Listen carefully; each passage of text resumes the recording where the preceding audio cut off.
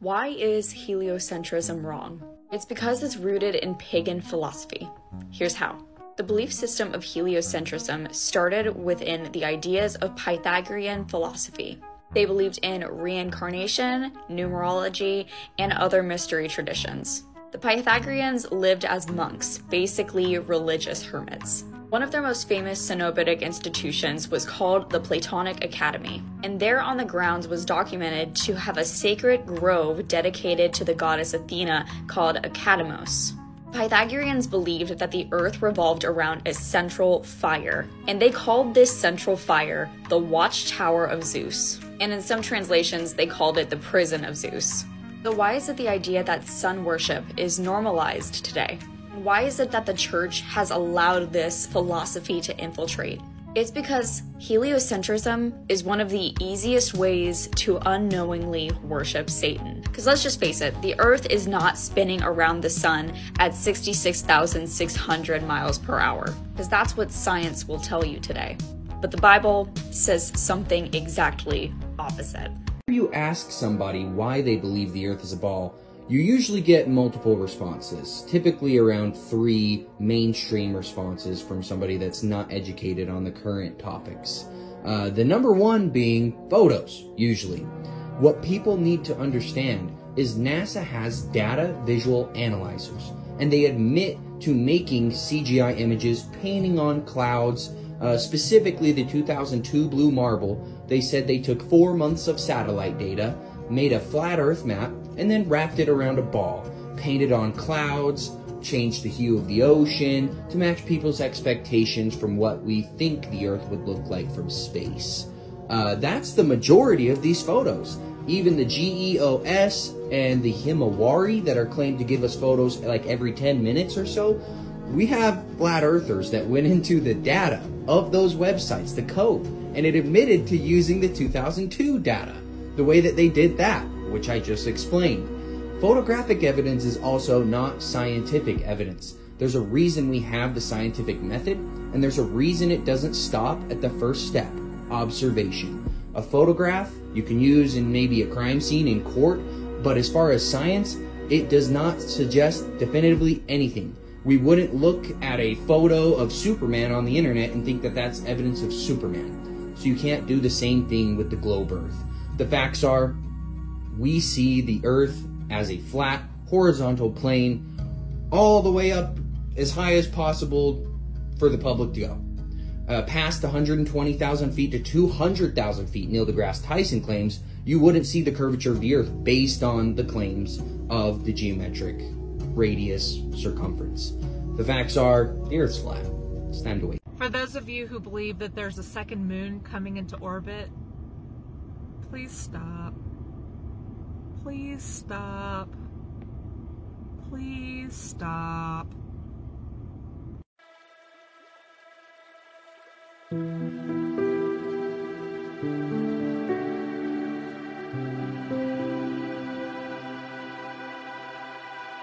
That a lot more people would be open to an alternative cosmology being a flat Earth if they understood more about the current model. To start with, they admit that they're off by a factor of 10 to the 120th power. That's 10 with 120 zeros after it. It's the biggest discrepancy in science in all of history, and it's the current heliocentric model, or the globe Earth model that people believe in. The facts are, objective reality does not suggest that we live on a ball with a circumference and radius that they have claimed. And, in fact, there's no evidence for it. All of the previous evidence that is supposed to suggest that we live on a globe Earth is literally, most of the time, just a reification fallacy with math, essentially. The facts are, we see large bodies of water, they're always level at the surface. Why do we assume anything different about the oceans? We have radio wave and microwave transmissions that require direct line of sight. Microwave specifically. Radio wave transmissions, they claim, bounce off the ionosphere, which there's no evidence for. But if we shoot a microwave transmission that we know requires direct line of sight past the radius claimed by the globe Earth, that is flat Earth evidence. They always claim we have no evidence. Objective reality suggests that we are on a flat, stationary plane. If you go out and you do not ignore your senses and you look at the Earth and you try to deduce it through your vision, perspective, and senses, you will come to the conclusion that the Earth's flat. There's absolutely nothing, including bottom-up disappearance, that suggests that we're on a ball. We have inferior mirages, as well as angular resolution we have proved on the small scale to be able to cause bottom-up obstruction. There's absolutely nothing to suggest that we live on a it's hard to believe this is real. Come on, you silly reptilian. You always say it best. We know it's not real. Yours flat. Get used to it.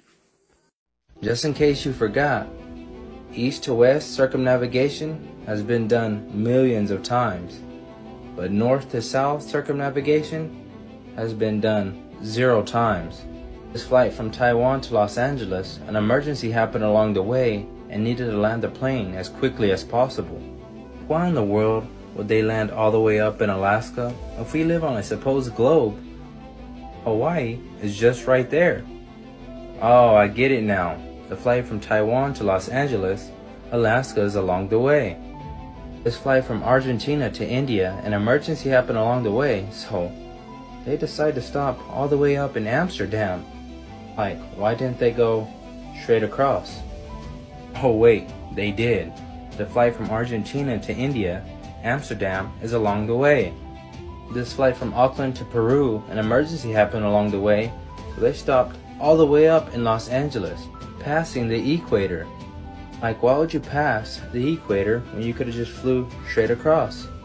Ah, makes sense. The flight from Auckland to Peru, Los Angeles, is along the way. Is that why in their flight dynamic summary, assume a flat, non-rotating Earth? Guys, I could do this all day long. Flight paths, in and of themselves, prove that the Earth is flat and stationary.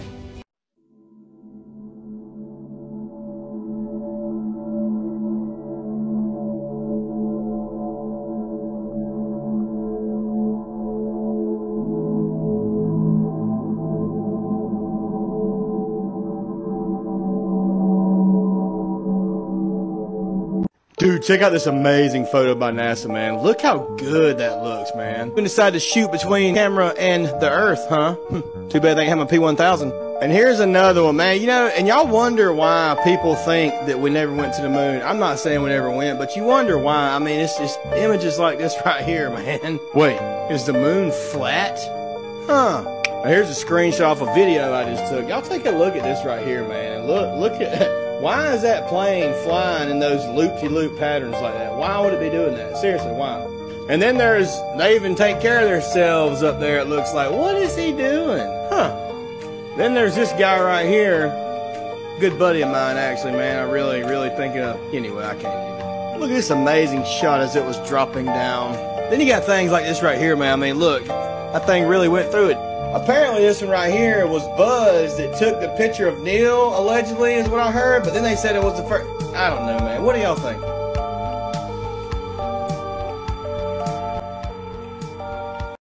As a flat earther, this is actually really easy to explain, but there's a couple fundamentals that we need to go over first. First off, no flat earther actually believes in this garbage.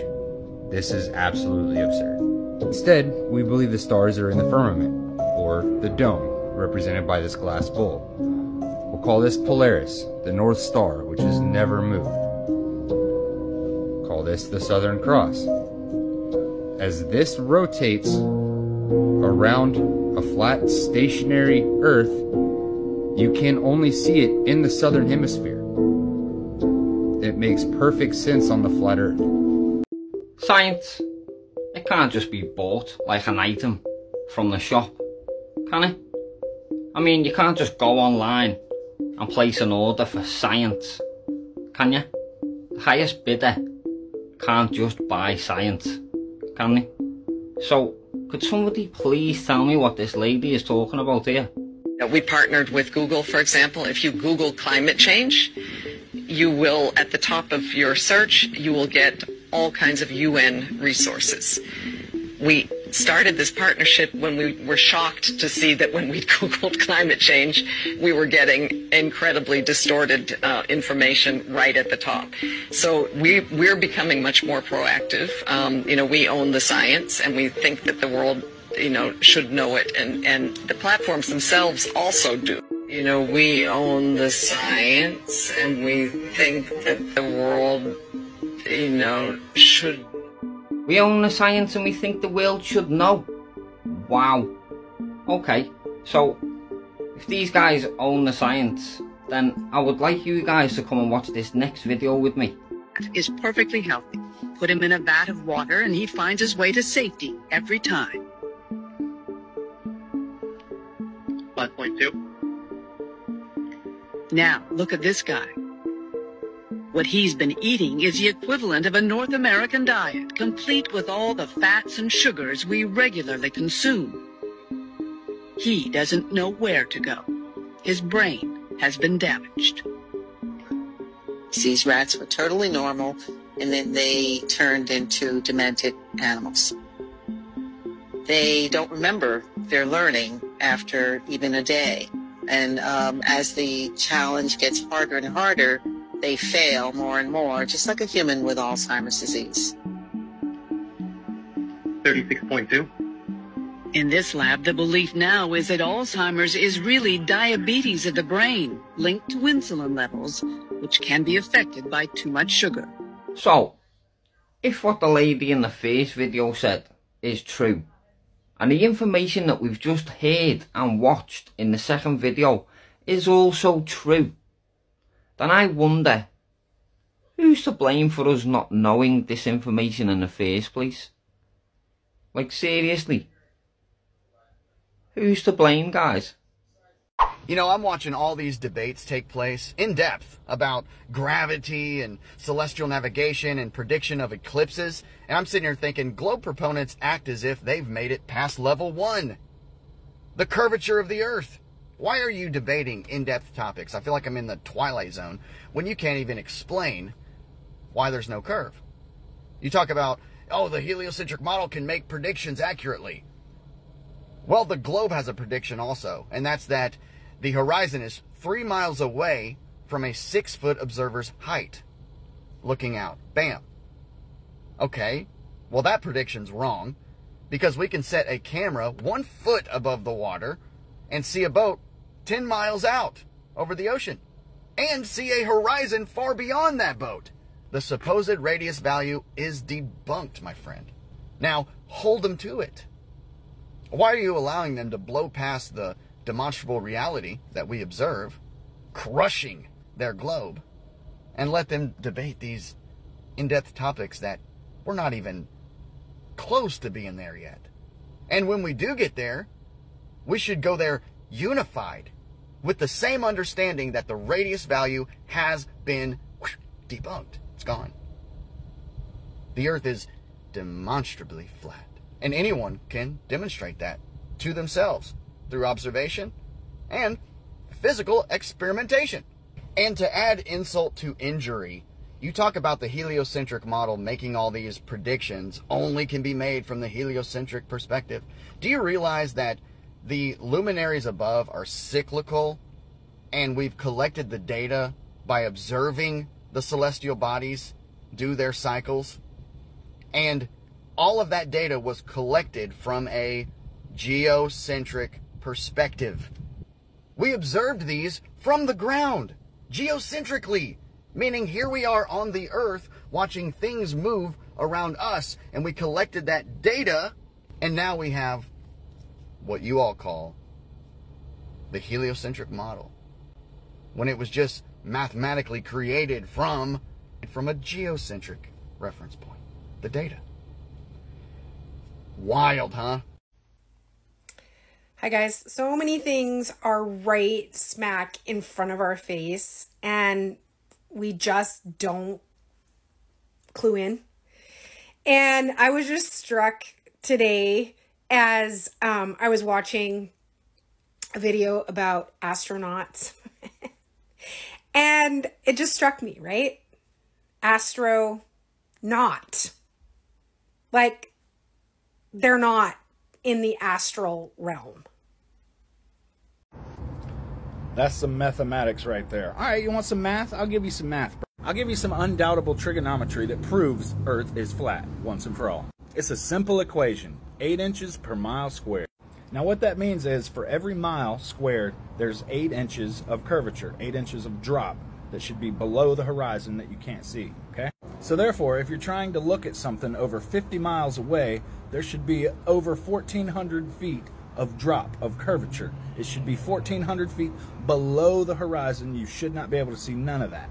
So the biggest argument from globe earthers is that as a ship's sailing away on the horizon, you should slowly see it going below the horizon, getting out of view, right? Well, I'm going to disprove that right now.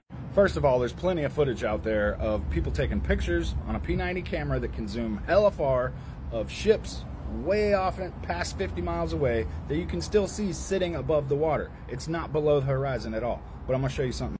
All right, take a look at this photo right here. That right there is the Chicago skyline. And this picture is taken from the Indiana sand dunes. That's about 50 miles away. You see all those buildings?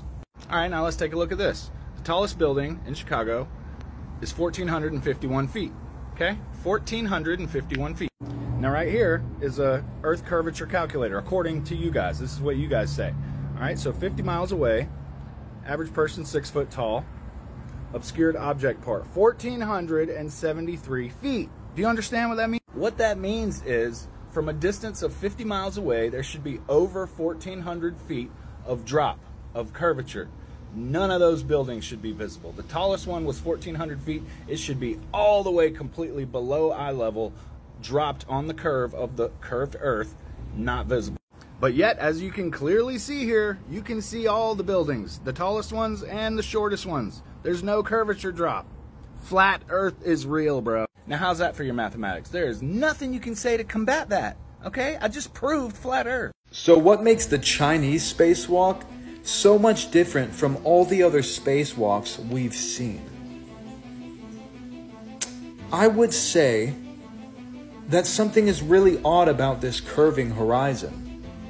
Now, there's one scene where it appears to be curved, but the rest, all I see is flat plains.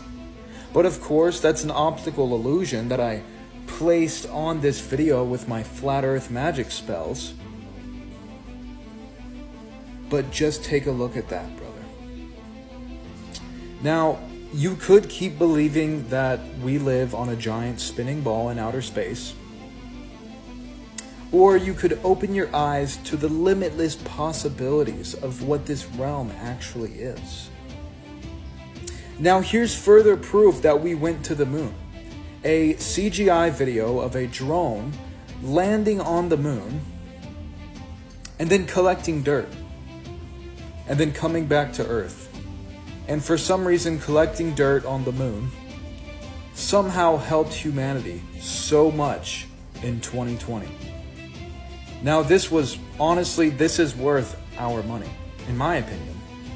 But of course, guys, I made everything up. I edited all of these videos, and this is satire only. It came in the mail, and y'all are opening it with me. Ooh. Smell it. Woo!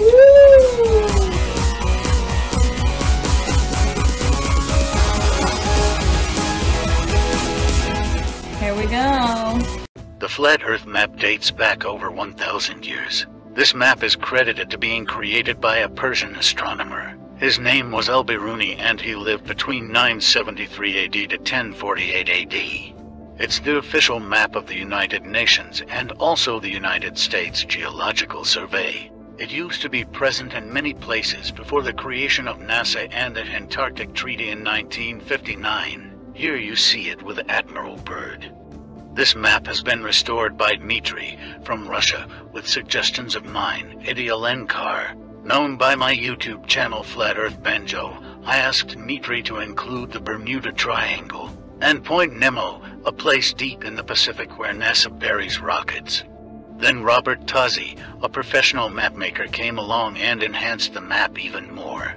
There are many people now selling this map online, but if you could order it from my online store, I would greatly appreciate it. Visit my online store now and order one of the items. I humbly thank you.